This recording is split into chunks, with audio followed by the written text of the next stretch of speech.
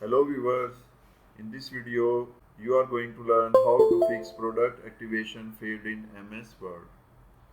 So to do this, first go in this PC, then hit local disk C, then go in program files and again C, common files, and after that click on Microsoft Shared and then go in Office Software Protection Platform.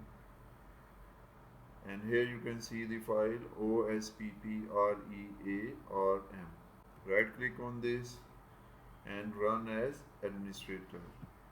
This is how you can fix product activation failed in MS Word. If it doesn't work, run that program 2 to 3 times, then hopefully the problem will be solved. Hopefully this will help. Please like and share this video and subscribe our channel. Thank you.